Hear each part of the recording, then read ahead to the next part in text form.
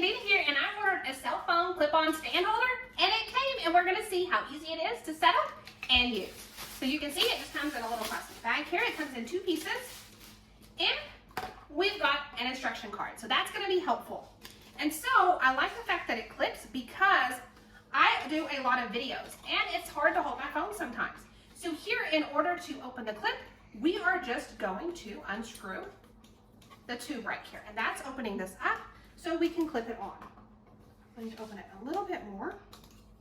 This is also what we're going to attach our phone to. So you can bend this any which way. I bent it so we can keep opening here. So it does have quite a bit of room here that we can do this on. Okay, so now I've got that. I can screw it back down to make it nice and tight. So what we want to do to connect the phone part to our gooseneck holder is we're going to unscrew this. We're going to slide it on, pop this on here, and then we're going to screw it back so it holds it in place. We are able to move our gooseneck around to any angle that we need, and then all we've got to do is simply open it up, and we've got our phone. You can adjust it any which way. If you want to turn it sideways, we can do that.